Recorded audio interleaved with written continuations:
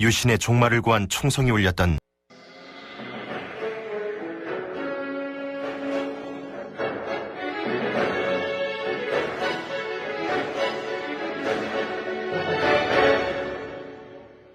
(1979년 11.6) 총격 현장.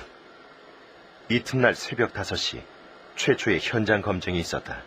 그 과학수사연구소에서 새벽에 그 무전기로 연락이 왔어요. 감식 팀들이 현장으로 바로 갔죠. 가보니까 거기가 궁정동 안가더라고요. 당시 총기 감식팀이 찍은 사진이 25년 만에 최초로 공개됐다. 대통령이 총격을 당한 연회실. 입구 쪽 시신은 차지철 경호실장이었다.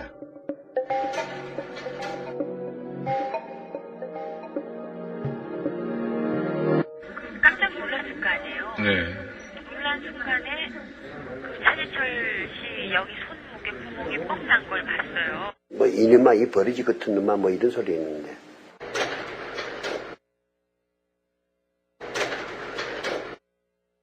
먼지도 들리는 것 같은 그런 총소리야. 이거 오산하는 소리냐. 뭐, 다 모르는 특징이지, 뭐, 누가 알겠어, 있어.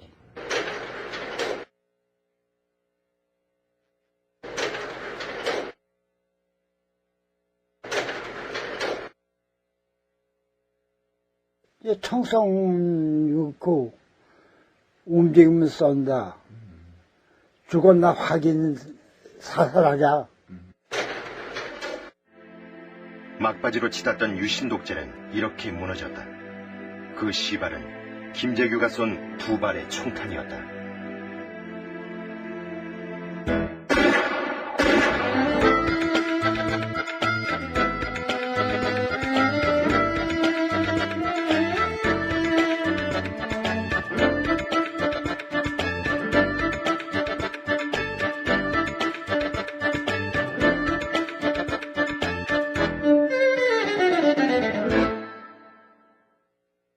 궁정동 안가 나동 건물. 유리창으로 전면을 장식한 2층 건물로 당시로서는 파격적인 구조의 건물이었다. 이 건물이 외부인에게 최초로 공개된 것은 총격 다음 날인 27일 새벽 5시경. 현장 검증을 위해 육군 과학수사연구소 감식팀이 투입됐다.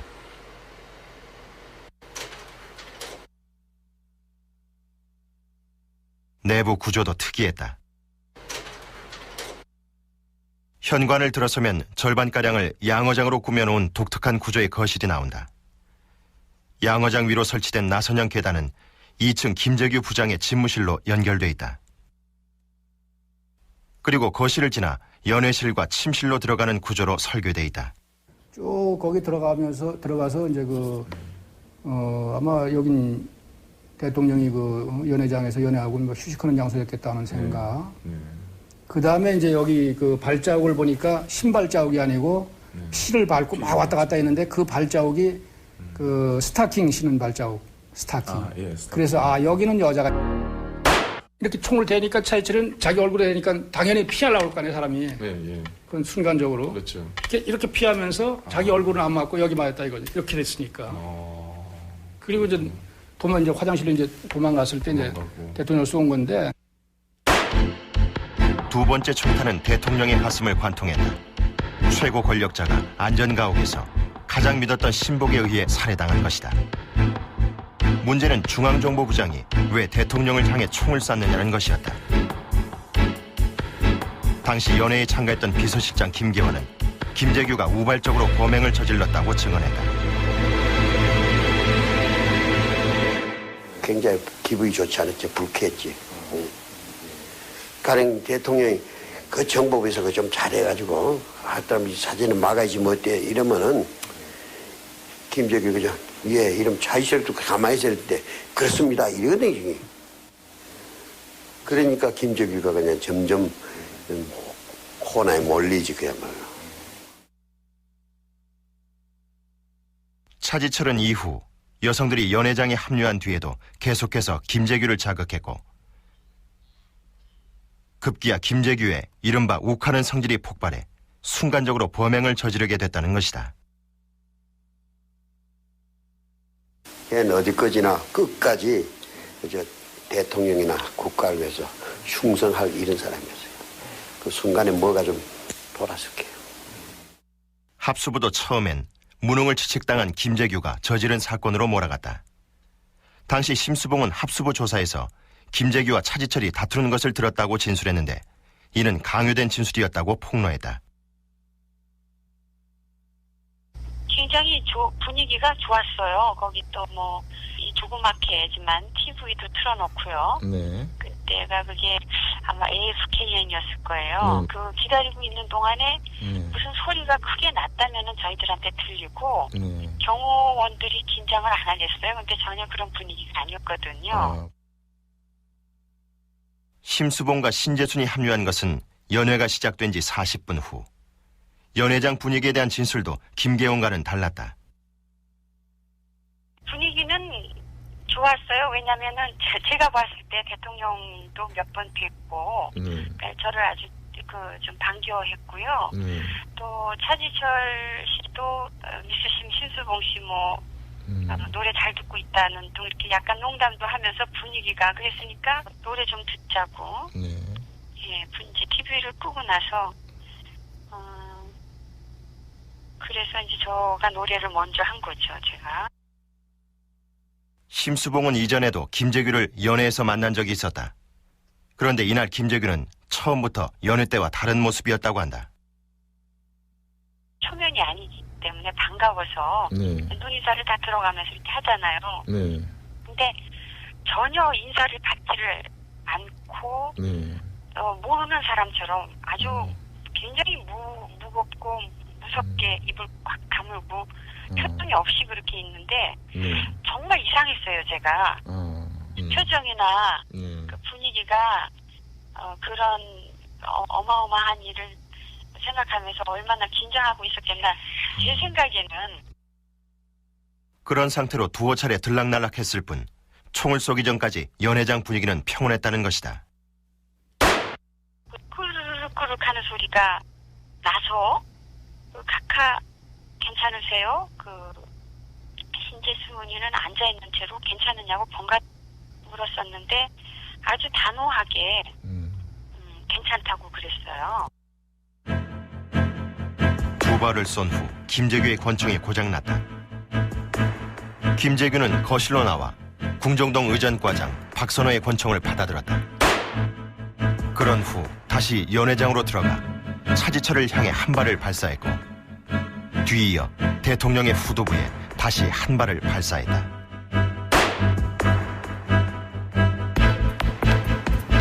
대통령은 피격 직후 비서실장 김계원에 의해 병원으로 후송됐다.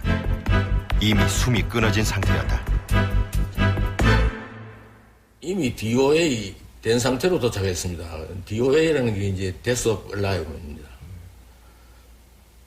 그래서 내가 들어가면서 이 친구들아 그럼 DOA면 뭐 내한테 왜 연락을 해? 근데 수도병원에 나가서 영하신다 연락해가지고 저 준비를 해주지.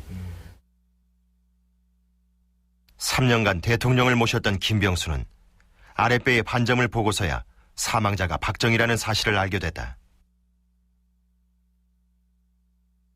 결정적인 사인은 가슴을 관통한 제1발, 제2발은 확인 사살 정도의 의미였다. 피보다 조금 위에입니다. 피보다 조금 위에로 들어가가지고 이게 이쪽으로 이렇게 통과해가지고 여기 왼쪽 상악동 끝에 베개 있어요. 아, 베개 있어요? 예. 그래서 그게 이제 엑스레이에서 이제 확인이 됐죠. 결국 그거는 끝까지 빼내지를 못하고. 절대 권력 박정희의 사망. 김재규가 쏜 두 방의 총탄이 역사의 물줄기를 돌려놓았다. 지난 24일은 김재규 전 중앙정보부장의 25주기였습니다. 당시 김계원 비서실장, 정승화 육군 참모총장 등 김재규와 공모했다는 혐의를 받았던 사람들은 한결같이 11위군 김재규가 혼자 우발적으로 저지른 범행이라고 주장했습니다. 반면 김재규는 이날 행동이 민주회복을 위한 혁명이었다고 주장했습니다. 계획적인 거사였다는 겁니다. 이날 거사에 참여한 사람들 중 의전과장 박선호는 김재규의 대륜중학교 교사 시절 제자였고 수행비서 박흥주는 육사단장 시절 부관이었습니다. 이외에 경비원 이기주, 운전기사 유성옥 등이 거사에 가담했습니다. 욱하는 성격의 방아쇠를 당겼다고 보기에는 동원된 인원이 적지 않았던 것입니다. 26년 전 현대사를 뒤흔든 총성이 울려 퍼졌던 궁정동. 1993년 문민정부는 권위주의를 청산한다는 명목으로 궁정동 안가를 헐어내고 공원을 조성했다. 대통령 박정희 등 6명이 사살된 나동 건물터는 시민들의 휴식 공간으로 바뀌었다. 사건 당일 유성문 씨는 김재규와 수행비서 박흥주를 태우고 바로 이곳 안가에 도착했다. 위협 조건 다른데 요 건물 요것은 옛날 그대로야. 단까지. 그런데 궁정동 안가 중 김재규의 집무실로 사용됐던 본관 건물이 옛 모습 그대로 남아있었다. 25년 만에 여기. 글쎄요, 참 옛날 생각이 다시 나는데 감회가 새롭네. 나도 하도 오래간만에 와보니까. 그리고 이 건물이 지금까지 있다는 것이 신기스러워. 응? 왜 한 번도 안 오셨어요? 오고 싶진 않더라고. 여러 가지가.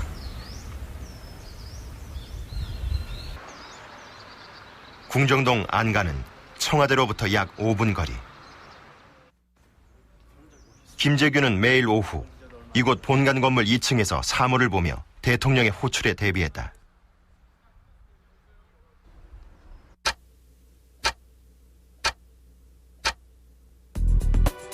사건 당일 대통령의 연회가 있다는 통보를 받은 김재규가 본관에 도착한 것은 오후 4시 20분경.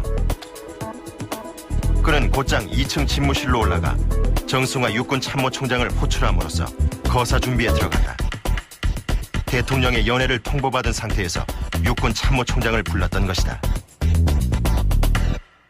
그날은 지가 혁명을 하기로 결심을 했기 때문에 혁명 초부터 육군 총장과 접촉을 계속해 둘 필요가 있어서 그렇게 했습니다. 문제는 과연 거사를 염두에 두고 육군 참모총장을 불렀느냐는 것이다. 이에 대해 김재규는 그해 4월에도 거사를 계획한 적이 있다고 주장했다. 대통령의 연회를 통보받은 상태에서 3군 총장을 불렀는데 상황이 여의치 않아 거사를 미뤘다는 것이다. 그때도 건 2시간이나 기다린 일이 있습니다. 좀 기분이 나빴지만은 정보부장이 그렇게 요청한 것을 우리가 기분이 나빴다고 해서 그 취소하고 돌아갈 만한 그러한 사항은 아니었습니다. 육군 참모총장을 호출한 후 김재규는 권총을 준비했다. 이 사실 또한 계획적인 거사라는 유력한 증거였다.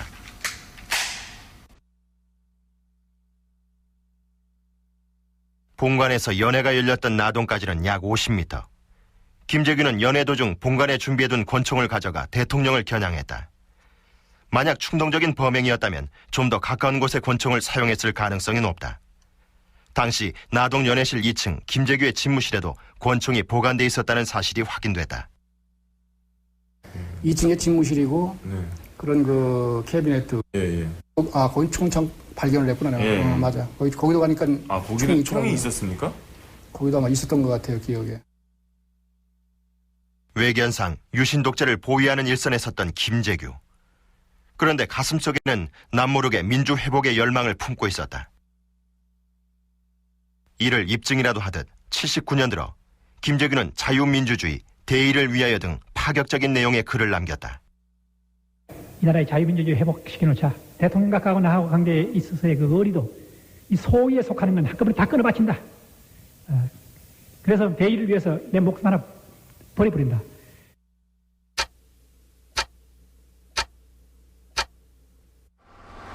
김재규가 거사를 준비하는 사이 궁정동 요원들은 여느 연회 때와 다름없는 일상을 보내고 있었다. 궁정동 운전기사 김영남은 고양시의 능곡 양조장으로 향하고 있었다. 이 양조장은 70년대 초반부터 대통령 전용 막걸리를 공급하고 있었다. 그래서 그날은 아마 청와대에서 그쪽 온 거로 알고 있어요. 그냥 그때 정기적으로 이제 가니까 뭐 신경 안 썼죠. 이제 그때도 그냥 가져간 거예요. 보통 때하고 똑같이 가져간 거죠. 또 다른 운전기사 유성옥은 방석산, 이광철과 함께 동대문 시장 등을 돌며 장을 봤다. 이들은 전복, 장어, 갈비, 수삼, 송이 등 당시 돈 6만 원어치가량의 안주용 재료를 구입했다. 잘 드시는 거 없어요. 뭐 대개 콩나물밥 같은 거. 콩나물밥. 그런 거 이제 잘 드시고. 아주 이건 뭐 멸치 조금 아까 저 멸치 대가지 떼고 저 참기름에 볶아가지고서 드리는 게 이제 제일 좋아해요. 김재규는 핵심 측근인 수행비서 박흥주 대령과 박선호 의전과장에게조차 거사 계획을 귀띔하지 않았다.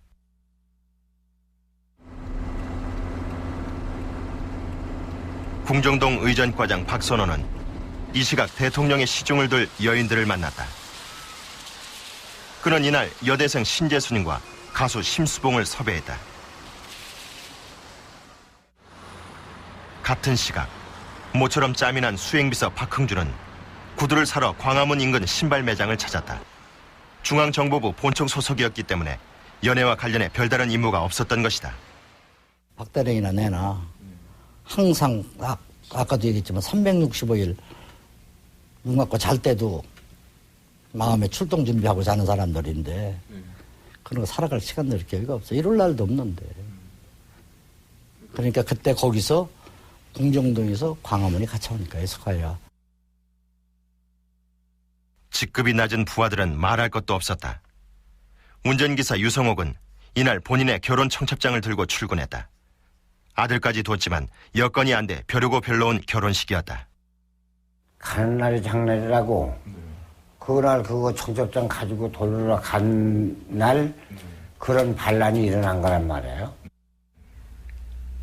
뭐 그 사람들이 뭐 이제 뭐 김재기가 박 대통령 죽인다고 미리 선포하고 갑니까?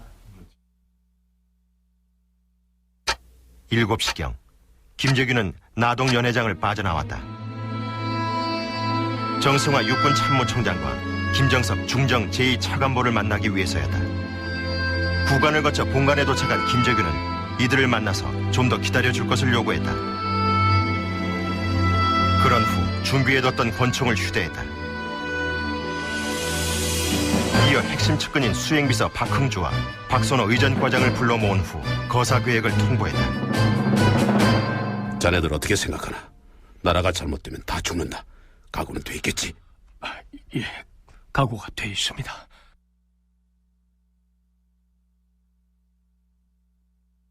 박흥주가 주저하자 김재규는 권총을 보여주며 격려했다. 총장과 2차 당보도 와 있다. 오늘 결행한다. 각하도 포함됩니까? 그래. 뜻밖의 통보에 당황한 박선호는 거사를 연기시키려고 했다. 오늘은 그 경호원이 너무 많습니다. 다음에 하시죠. 안 돼. 보안이 샌다. 똑똑한 놈으로 2-3명 준비시켜. 그럼 30분만 주십시오. 시간 여유를 안 준 이유는 걔들도 못 믿은 거예요, 사실은. 아니, 못 믿다기보다도 자기는 한 벌써 오랫동안 정보부장을 하면서 우리나라에서 무슨 비밀이라는 건 있을 수 없다. 이건 누설되게 돼 있다. 그러니까 단독으로 할 수밖에 없다.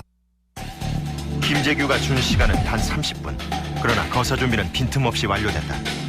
박흥주는 유성옥, 이기주와 함께 나동 식당 앞에 된 재민이 승용차 안에서 대기했다. 김재규의 첫 총성을 신호로 이들은 식당으로 달려가 무차별 총격을 가했다. 그러니까 이제 탁탁 소리가 나니까 이놈들이 정보부 직원이든 경호관이든 뭐 요리사든 뭐 전혀 관계없이 그냥 밖에서 안으로 향해서 그냥 막 조려댄 거죠. 같은 시각 박선호는 나동 대기실에서 청와대 경호관 정인영, 안재송에게 권총을 겨누고 있었다. 정인영과 해병대 동기로 절친한 사이였던 박선호는 다 같이 살자고 호소했으나 안재송이 저항하려 들자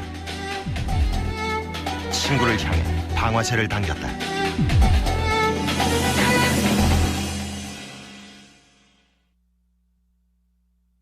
단 30분 만에 급조된 조직으로 대통령 경호관들을 제압한 궁정동 안가 요원들에게 관심이 집중됐다. 그런데 군사법정은 궁정동 안가의 비밀이 언급되는 것을 극력 차단했다.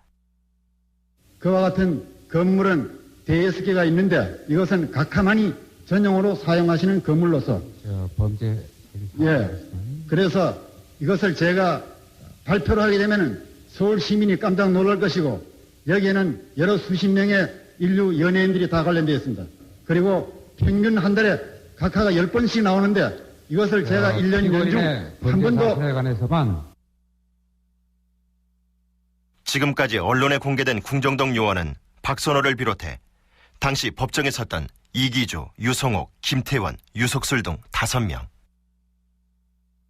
이들 중 생존자는 권총을 파묻는 단역을 맡았던 경비원 유석술이 유일했다. 26년의 세월이 흘렀지만 유 씨는 아직도 11.6의 악몽에서 헤어나지 못하고 있었다. 그는 절친한 동료들이 사형을 선고받는 모습을 지척에서 목격했다. 너무 가슴이 아프죠. 정말 이렇게 살아있다는 것이 참 어떻게 생각하면은 기주 씨한테는 못될 그런 위치에 있는 것 같기도 하고. 아직도 건물 경비를 서고 있는 유 씨. 그러나 79년 11.6 이전까지 그는 대통령의 비밀스런 연회장을 경비하던 특별한 신분이었다.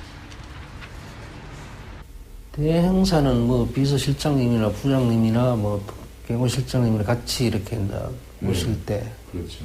그 외에는 각각 혼자 오실 때는 아무래도 더 많죠. 베일에 가려졌던 궁정동 안가가 일부나마 언론에 공개된 것은 1993년. 사건 현장인 나동 건물은 이미 1980년에 철거된 상태였다. 당시 공개된 건물은 다동으로 불리던 한옥. 완공된 지 2달 만에 11.6이 터지는 바람에 박정희가 한 번도 이용해보지 못한 시설이었다.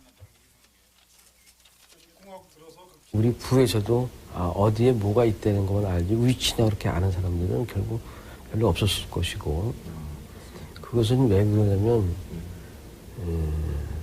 각하에 대한 보안 유지가 있기 때문에 청와대 수행 경호원도 그것을 모르는 사람들이 많습니다. 궁정동 안전가옥은 모두 5채. 가옥마다 별도로 관리자를 두어 이동을 제한했다. 서로 간에 철저히 보안이 유지되는 가운데 이 모든 시설을 박선호 의전과장 단 한 사람이 총괄 관리했다. 궁정동이라고 하더라도 궁정동 근무자가 다 같지는 않습니다. 그러니까 본관 근무자로서는 본관 근무자로서 부장님 모신 거로 끝나고, 신관이나 세검은 각하 모시는 거로서에 끝납니다. 그러니까 완전히 틀리죠. 그런데 근무지는 달라도 대통령의 연회 횟수에 대한 진술은 비슷했다. 연회 통보가 오면 모든 건물에 비상이 걸리고 비번 근무자들까지 호출됐기 때문이다. 궁정동 안가의 최대 존재 목적은 대통령의 은밀한 사생활을 보장하는 것이었다.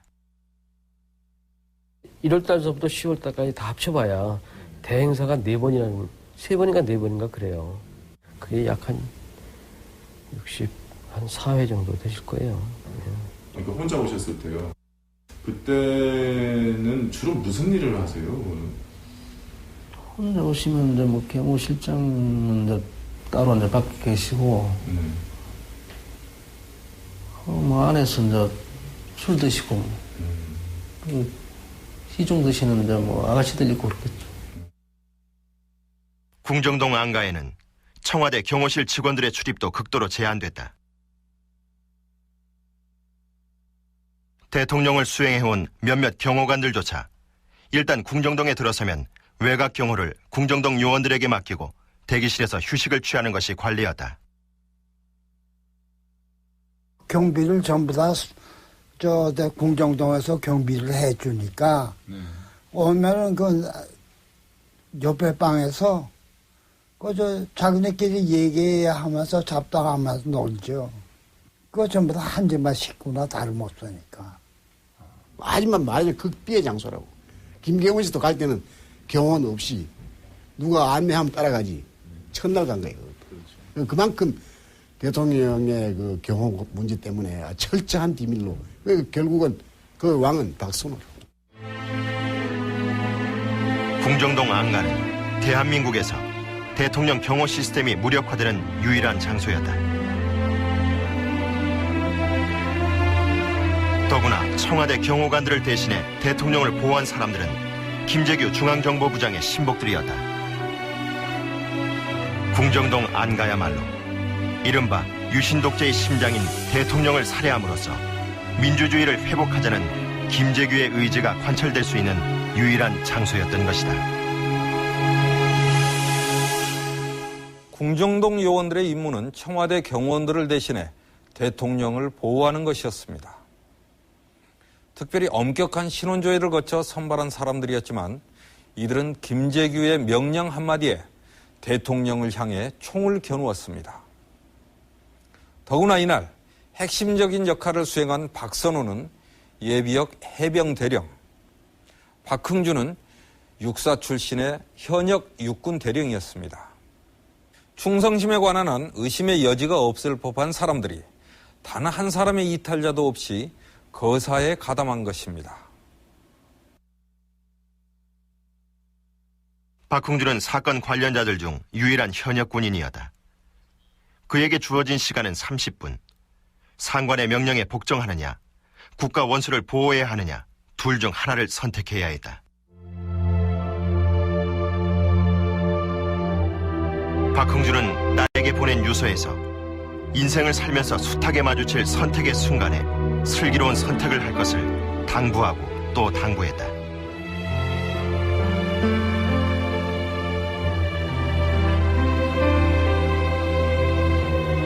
박흥주가 절체절명의 선택의 기로에 서게 되기까지 김재규와의 운명적인 만남이 있었다.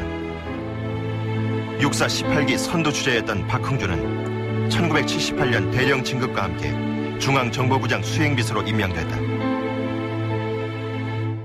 아직 계급장은 달지 않는 상태에서 이제 수행비서로 갔기 때문에 사복을 맞추면서 자기 부인에게 그런 이야기를 했다고 그러더라고요. 대령 계급장을 붙이고 군복을 입고 군인으로서의 그 임무를 수행했으면 얼마나 좋겠느냐. 박흥준은 청렴하고 강직한 군인이었다. 중앙정보부장 수행비서라면 손가락에 꼽힐 정도로 힘있는 자리였지만 그가 살던 곳은 집차도 들어가지 않는 행당동 달동네 꼭대기였다. 이웃 주민들은 그를 소탈하고 인정 있는 이웃으로 기억하고 있었다. 처음에는 평화시장 댕긴다고 그러고 놀랄 수밖에 없는 거죠. 그런 분이 거기서 그렇게 커다란 거사를 해가지고 총을 들고 거사를 할 수 있다는 것이 믿겨지지 않죠. 그분은 제가 보기로는 아주 평범한 분인데 그런 분이 어떻게 그런 거사에 가담해가지고. 박흥준은 가난한 집안의 희망이기도 했다. 79년 당시에도 부모는 빈민가에, 형은 탄광 경비로 일하는 형편이었다. 박흥준은 중2 시절 육사단장 김재규 장군의 전속 부관으로 차출됐다. 부관을 그만둔 이후에도 부부 동반으로 김재규를 찾아가는 등 인연을 유지했다. 저도 뽑혔더라면 박흥주 대령이 갔던 길을 갔을지도 모르죠.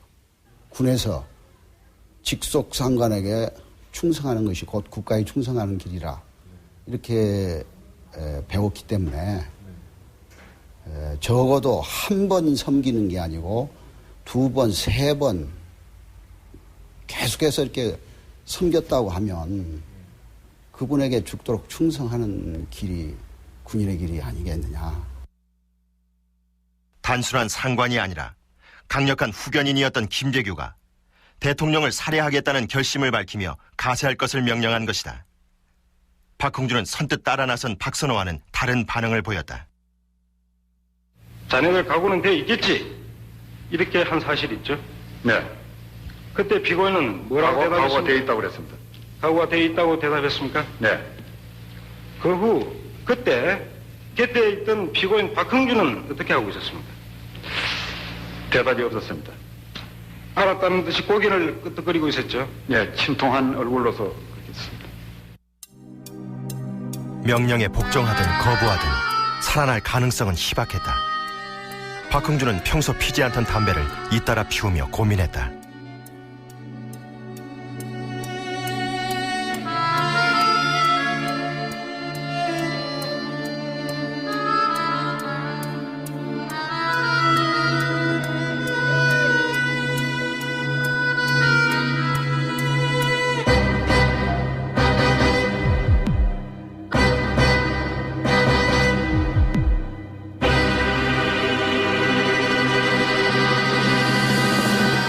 바깥에 쳐다보니까 박대리 얼굴이 딱 나타나더라고. 그냥 나하고 시선이 마주쳤는데 나보고 나오라는 거야. 그래 나갔더니 스탠바이.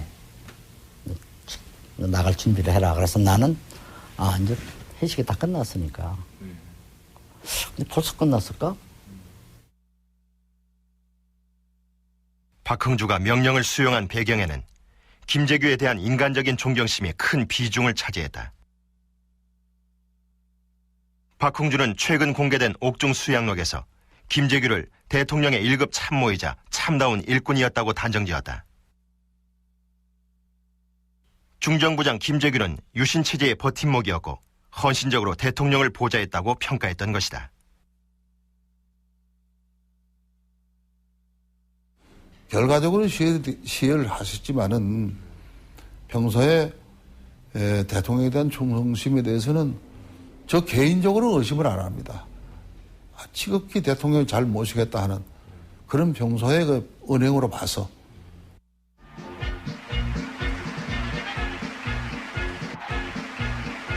그런데 79년 들면서 유신 독재는 막바지로 치닫고 있었다. 미국과는 인권과 주한미군 철수, 핵개발 등으로 심각한 갈등을 빚고 있었다. 18년 장기 집권에 대한 저항도 곳곳에서 터져나왔다.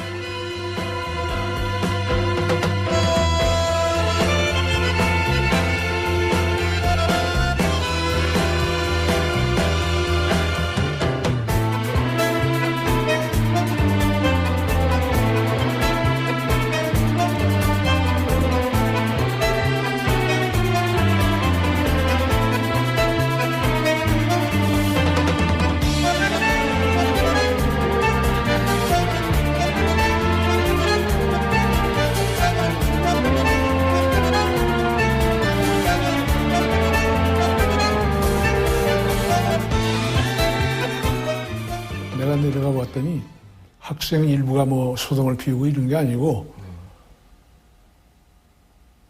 전체 학생들이 민중과 더불어 소위 밀란을 일으킨 상황이었다. 그게 끔찍한 얘기거든. 경호실장 차지철은 부마 사태를 김영삼과 야당인 신민당의 사주를 받은 소수 사회 불만 세력이 일으킨 폭동으로 규정했다. 부마 사태가 급박할 때 소위 말해서 매 시간 이제 보고서들이 올라와서 읽어봤는데 주로 부마 사태가 청와대는 어떻게 왜곡돼서 왔냐면 깡패, 불황아, 그다음에 뭐 그때 한참 등장하는 게 있었죠. 목욕탕 때밀이, 구두닦기. 뭐 이런 사람들이 사회의 저 하류 그 불만 계층들이 폭동이다. 반면 김재규와 박흥준은 부마 사태가 터진 직후 현장을 직접 돌아보고 사태의 심각성을 절감했다.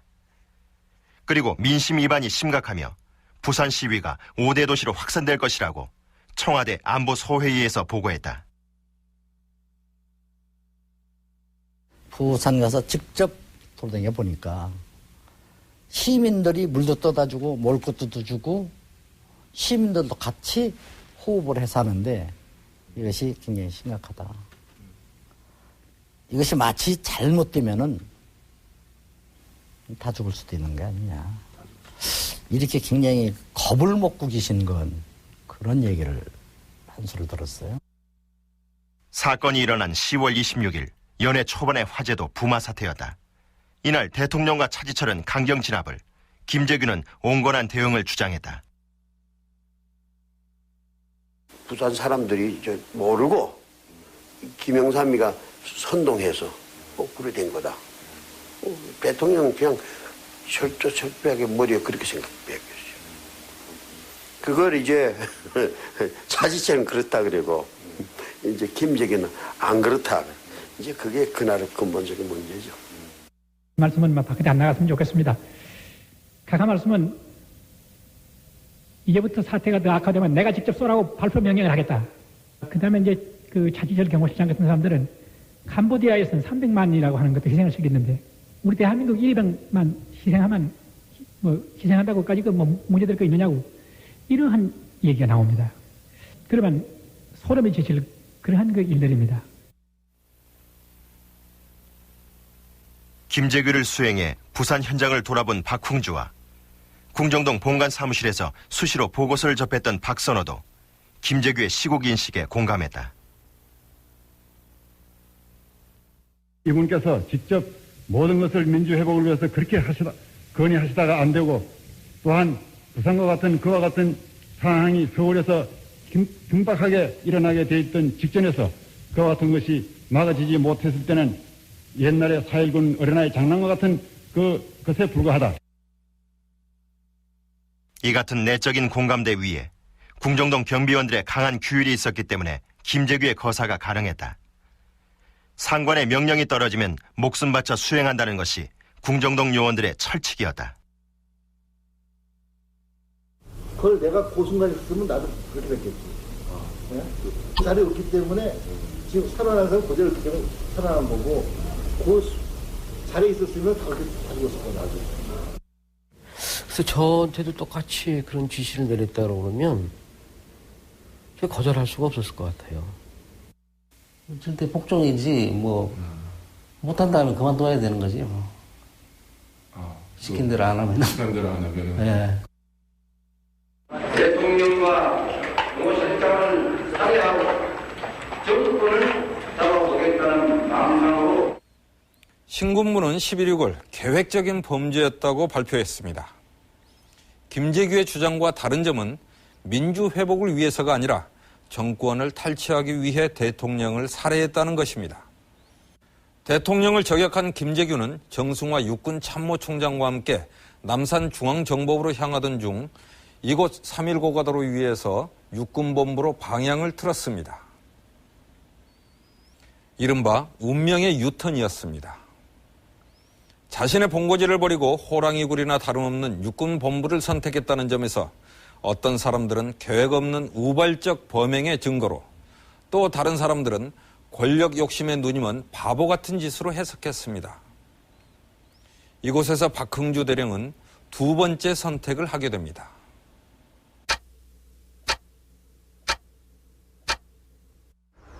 대통령을 살해한 김재규는 맨발로 본관으로 달려왔다. 그리고 식당에서 대기 중이던 정승화 육군 참모총장을 찾았다. 나를 팔을 붙잡으면 큰일 났다고 빨리 갑시다 하면서 현관으로 손을 붙잡고 나가니까 나도 따로 나갔죠. 무슨 분마 사태나 무슨 안 그러면 다른 데서 큰 또 새로운 사태가 이 서울이나 이 부근에서 발생한 것이 아닌가. 차에 오른 김재규는 남선행을 외친 후 차 안에서 정승화에게 대통령 사망 사실을 알렸다. 자꾸 김재규 보고 이게 무슨 일이냐고 자꾸 다시 충고를 하니까 김재규가 또 손을 일하면서 이분이 돌아가셨다고. 그래서 어떻게 돌아가셨냐니까 저격당해 돌아가셨다고 하면서 아주 당황해서 그랬어요 하면서. 원래 가려던 목적지는 남산의 중앙정보부였다. 그런데 3.1 고가도로를 지나 중앙정보부 방향으로 우회전하려는 찰나 김재규가 동승했던 박흥주에게 운명적인 한마디를 던졌다. 3.1 고가도로에서 남산 쪽으로 올라가는 그 도로상이었습니다. 그 고가도로상에서 박비서관 어디로 가지? 부 6번 이렇게 얘기를 했습니다. 그래서 피고인이 뭐라고 대답했습니까?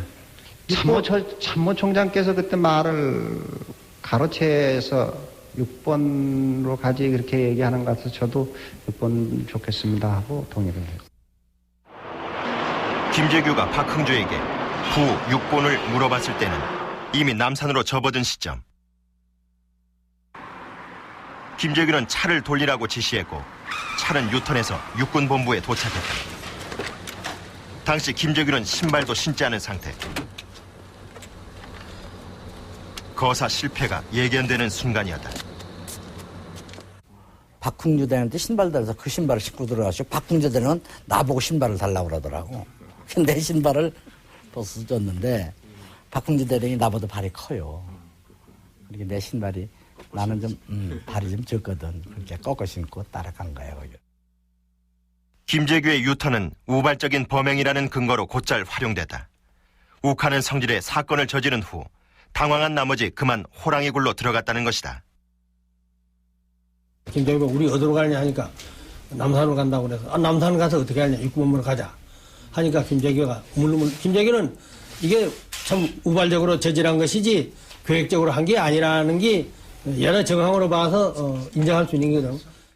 자기가 남산으로 갔으면 주도적인 힘을 발휘할 수 있으리라 하는 것은 당연한 것이죠. 그건 육군 대위만 돼도 알 수 있는 건데 그거를 저버리고 그 육군으로 따라갔다는 거 이런 면을 볼 때는 그건 아주 핵심적으로 그분이 계획적인 것은 아니었다.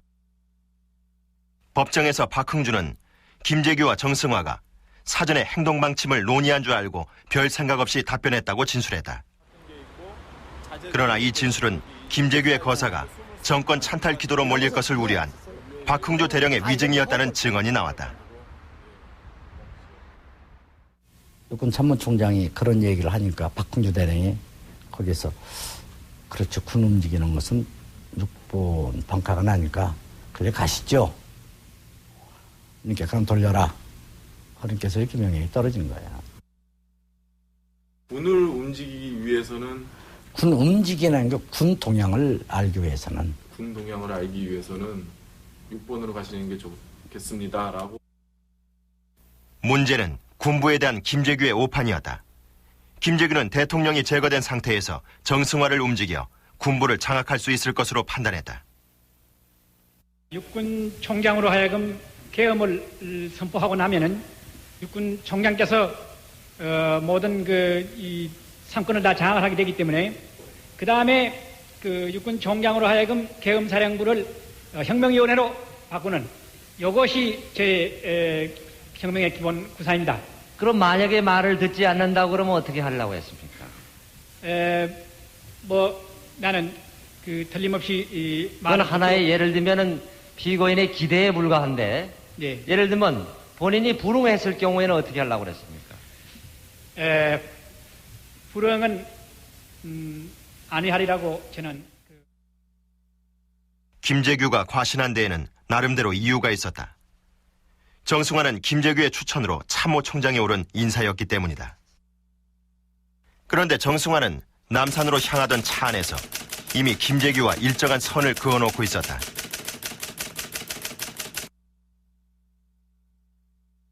아마 좀 갈증이 나셨던 모양에 가시면서 자기가 하나 그걸 잡수시면서 정승화 총장은 하나 좀 드셔 하고 주더라고.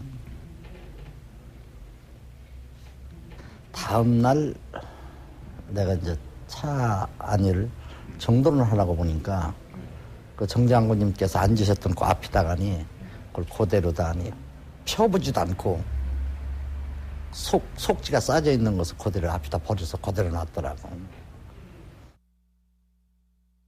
정승화는 당시 독살당할 것을 우려했다고 한다.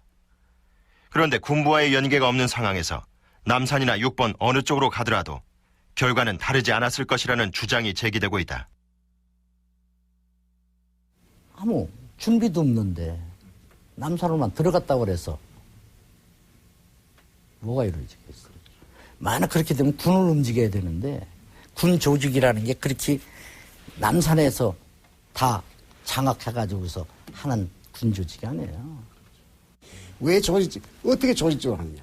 자기 혼자 하는 수밖에 없고 누구하고 상의할 수도 없고. 그럼 대통령 생명을 뺏는 게 그게 바로 핵심인 말하자면 혁명의 바로 목적이라고 끝나는 거예요.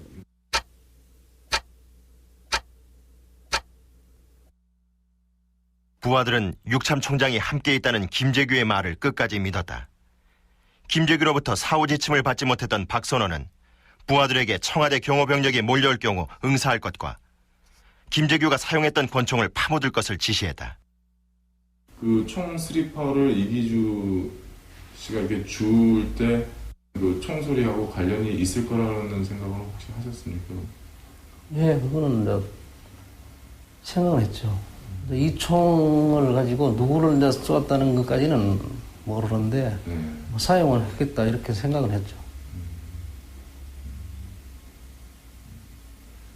나중에 보니 그게 이제 부장님이 이제 각하 쏜 그 총인 것 같더라고요. 박선원은 재판 과정 내내 김재규의 거사를 옹호했다. 그러나 섭섭함 또한 숨기지 않았다.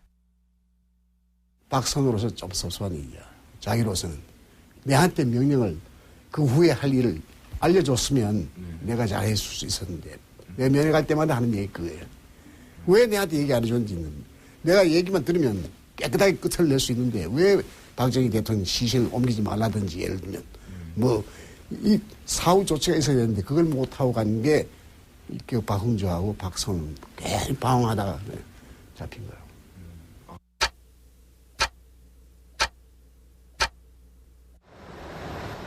(8시 40분) 김재규가 6번 강요회의에 참석하는 동안 밖에서 대기 중이던 박흥주는 부하들에게 군병력 이동 상황을 파악하라고 지시했다. 그러던 중 중정부장 경호원들이 무장 해제당하는 것을 목격하고 상황이 잘못됐음을 직감.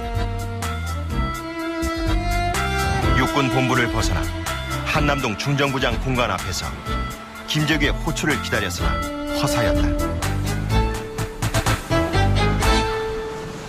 일체 말이 없는 거야. 아니, 불안하고 어떤 공포에 쌓인 뭐 흔히들 하는 말로 마음을 제대로 잡지 못하고 안절부절을 못하는 굉장히 불안하고 초조하는. 마지막임을 직감한 박흥주는 행당동 자신의 집으로 달려갔다. 불안한 마음에 집 안으로 들어가지도 못하고 대문 앞에서 부인과 작별했다. 집에서 돌아와서는 운전기사 유성문에게 자신은 총알을 다 소비했다며 유 씨의 총을 달라고 했다.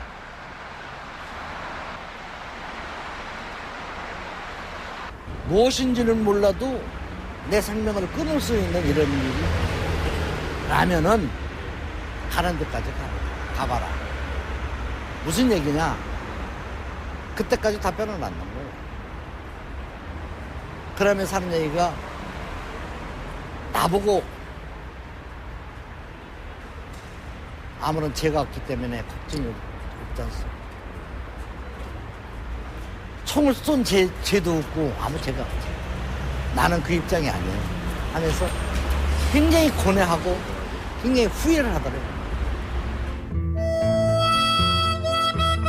한강변에서 은신하던 박흥주는 27일 새벽 5시경 라디오 방송에서 김재규가 쏜 총에 대통령이 유고라는 뉴스를 듣고 이후 자진 출두했다.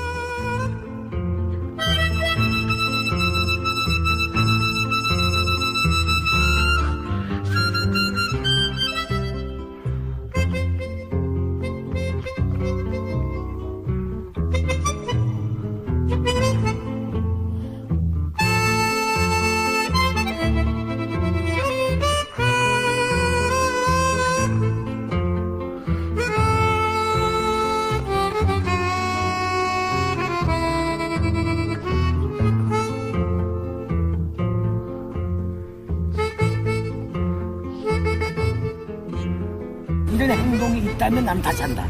또 하겠다. 진짜 그 사람이 마지막에 죽을 때 대한민국 만세, 육군 만세, 광당.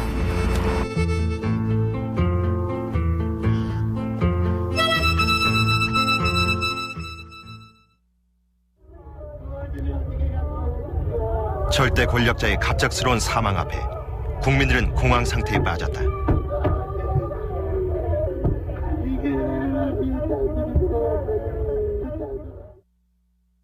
유신 체제의 검은 그림자는 길고도 어두웠다. 박정희는 쓰러졌지만 그가 양성한 신군부가 권력을 장악했다. 신군부는 김재규와 부하들을 정권을 탈취하기 위해 은인의 가슴에 총뿌리를 겨눈 반인륜적인 무리로 몰아세웠다. 김재규는 지금은 역적이 되지만 늦어도 내년 봄이면 다 풀린다는 유언을 남겼다. 광주 학살이 진행되던 80년 5월 24일, 김재규 등 5명에 대한 사형이 집행됐다. 지금 대통령각하께서 입장하고 계십니다. 대통령 찬가 3개월 퍼지고 후 있습니다. 민주화를 요구하는 광주 시민들을 짓밟은 전두환이 대통령에 취임했다.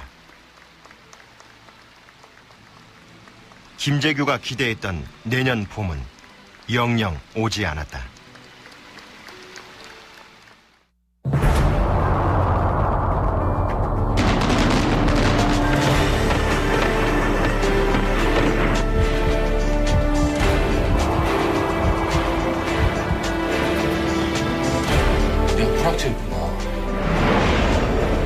용돈을 줄 테니까 우리 시킨 대로만 하면 돼. 누구누구를 만나서 그 사람이 뭐하고 있는지를 보고서를 내라. 이리 가서 죽고 저리 가서 죽습니다. 이건 죽으려면 너도 자기 죽어야죠.